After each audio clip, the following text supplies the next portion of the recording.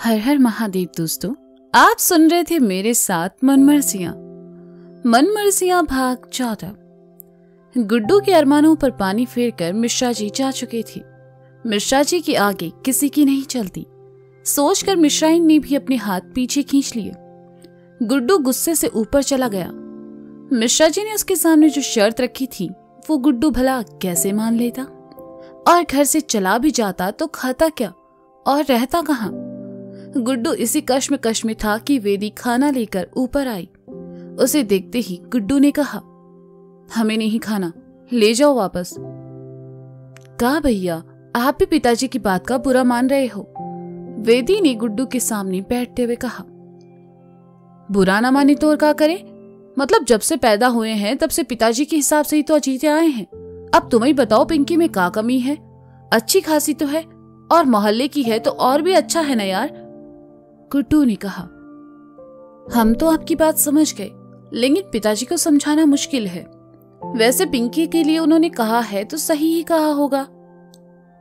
वेदी ने कहा, ज्यादा बकैती ना करो वेदी, तुम बहन होकर मदद नहीं कर रही हो। गुड्डू ने गुस्से से कहा, भैया इट्ठो दिल की बात बोले, हमको ना पिंकिया बिल्कुल पसंद नहीं आई। किसी लड़की को देखकर आपके साथ भाभी वाला टच अभी तक नहीं आया हमें। वेदी ने कहा तो गुड्डू ने मुंह बना लिया और कहा, जब पसंद नहीं आई तो काहे झूठ मूठ का हंसी मजाक कर रही थी उसके साथ।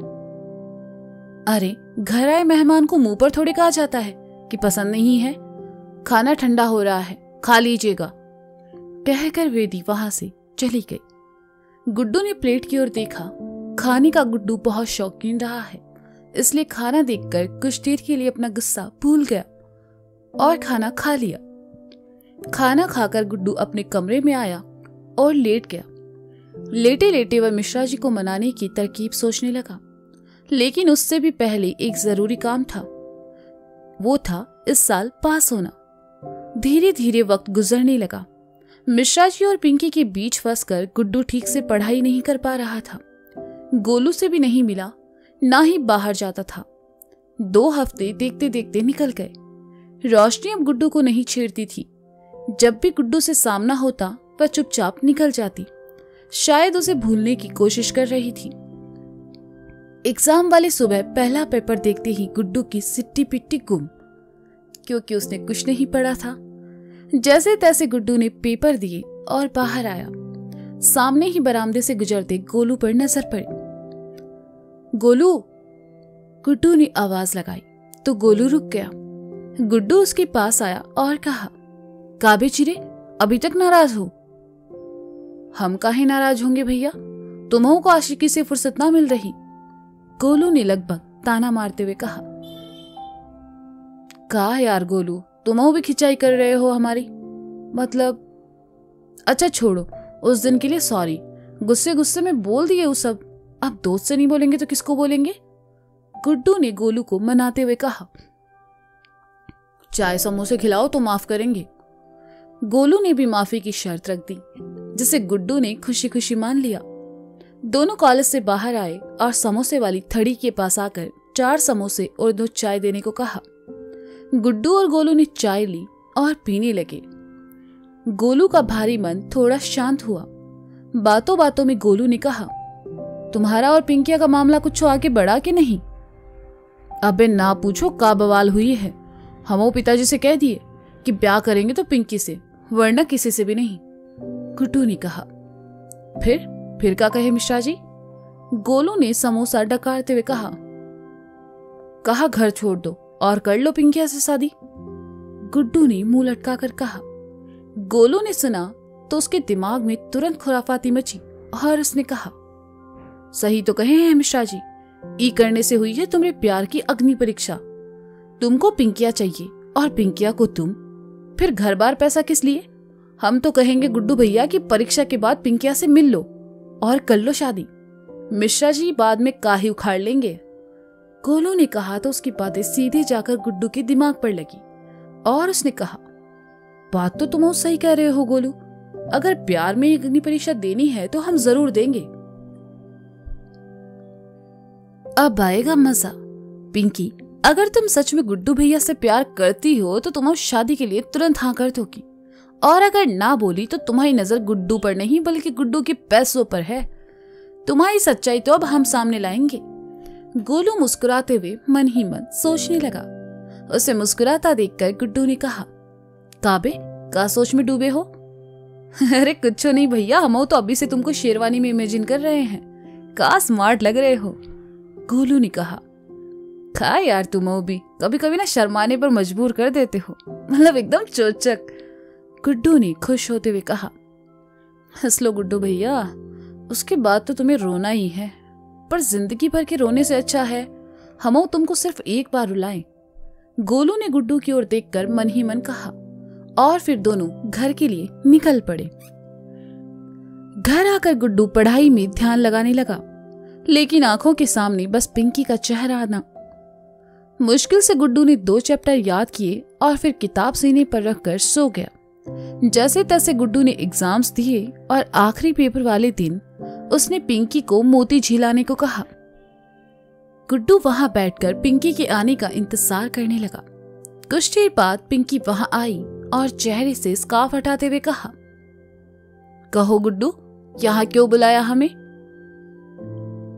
कितने दिन हो गए, ना ठीक से तुमसे बात हुई ना तुम्हें देखा, इसलिए बुलाया। बैठो, गुड्डू ने कहा।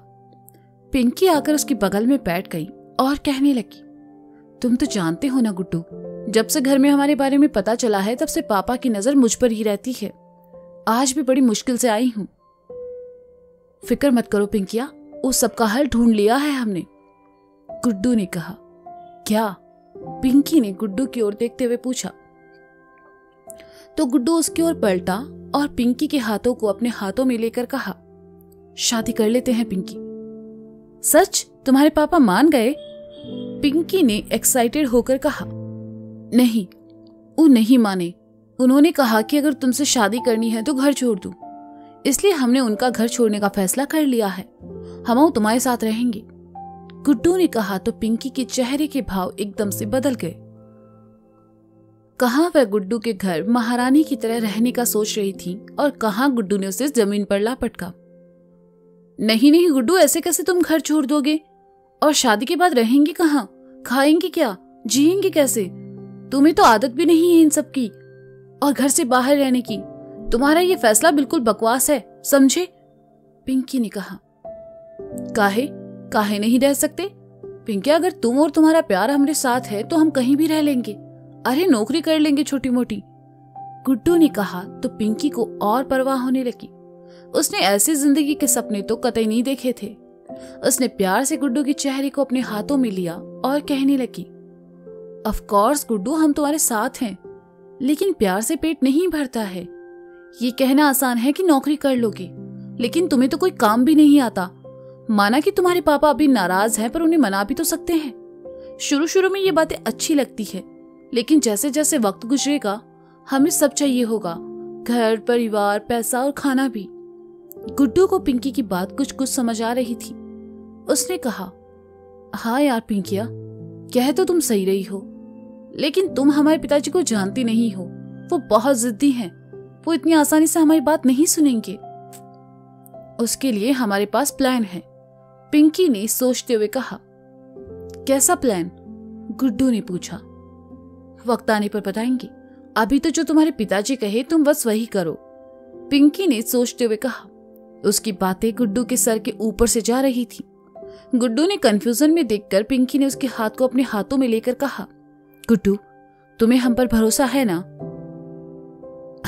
अब देखो लौंडा कितना भी 30 मार का क्यों ना हो, यहां अगर उसके अकल पर पत्थर पड़ ही जाता है। पिंकी के इमोशनल होकर बोलने पर गुड्डू भी पिघल गया और कहा, अरे हाँ, पूरा विश्वास है, तुम कोई बात गलत थोड़ी ना कहोगी, गुड्डू ने कहा। तो पिंकी ने आगे बढ़कर उसे गले लगाया और फिर उठते हुए कहा, अच्छा अब हम चलते हैं, किसी ने हमें तुम्हारे साथ देख लिया तो फिर से प्रॉब्लम हो जाएगी। हम छोड़ देते हैं, गुड्डू ने भी पिंकी के साथ उठते हुए कहा। अरे नहीं गुड्डू, हम चले जाएंगे, तुम जाओ, कहकर पिंकी वहां से चली गई। पार्क से बाहर आई तो पिंकी का कोई दोस्त मिल गया।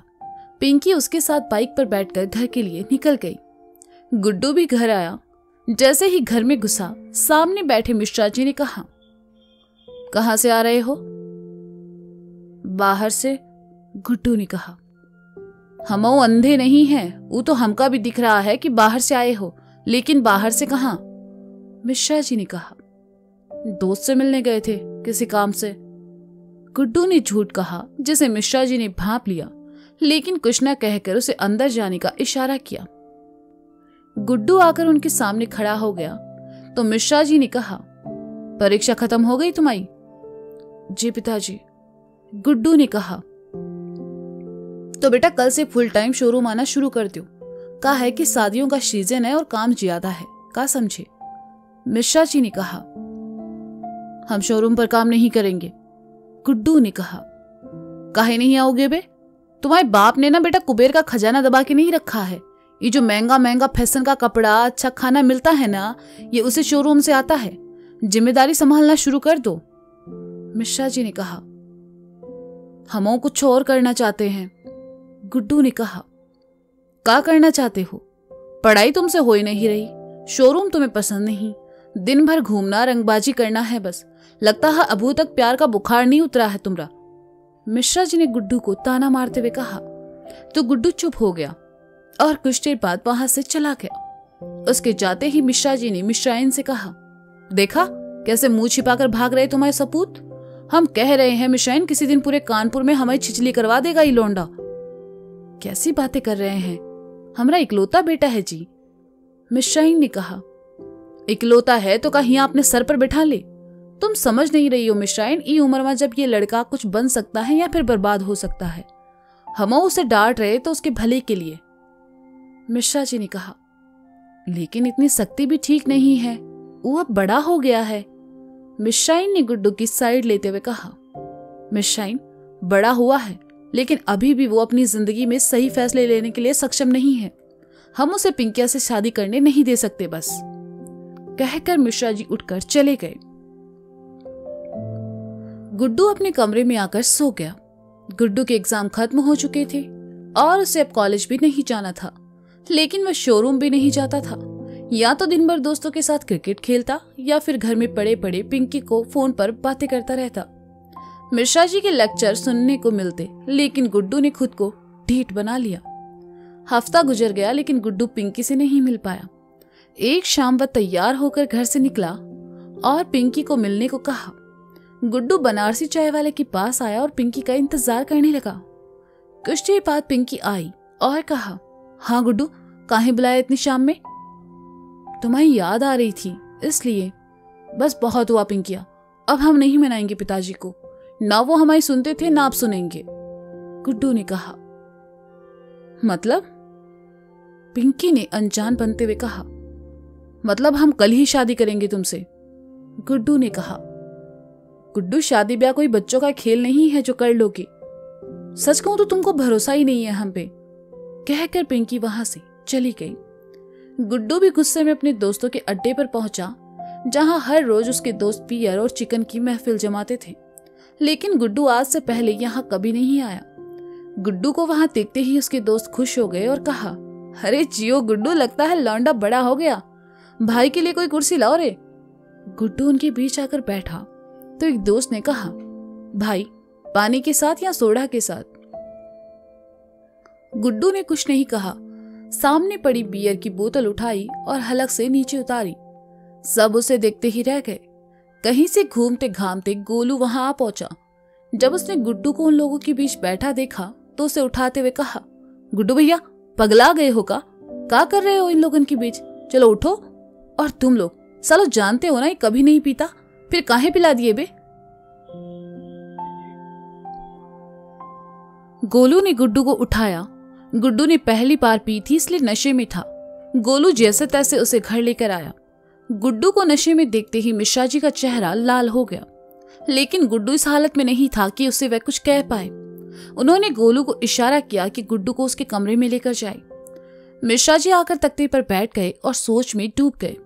मिश्राइन उनके पास आई और कंधे पर हाथ रखते हुए कहा, गुड्डू ने ऐसा पहली बार किया है, हमें तो समझ ही नहीं आ रहा कि आखिर हो क्या गया है इसे। आज पहली बार है मिश्राइन, आज नहीं रोका तो कल से आदत बन जाएगी उसकी। मिश्रा जी ने कहा। तो अब क्या करेंगे? मिश्रा जी ने कहा, इसका एक ही इलाज है और वो है गुडुआ की शादी। पंडित जी से कहकर रिश्ता निकलवाओ। उसके लिए जिम्मेदारी सर पर आएगी तो अपने आप सुधर जाएगा। कहकर मिश्रा जी अपने कमरे की ओर चले गए। तो दोस्तों ये था मनमर्जियां भाग 14। इसका अगला भाग आप जल्द ही सुनेंगे मेरे साथ। अब तक के लिए शुक्रिया, बाय बाय, अपना ख्याल रखें और हाँ, सुनते रहें मनमर्जियां मेरे और गुड्डू मिश्रा के साथ। तो केशव पंडित किसका रिश्ता लेकर आने वाले हैं जानने के लिए सुनते रहें मनमर्जियां।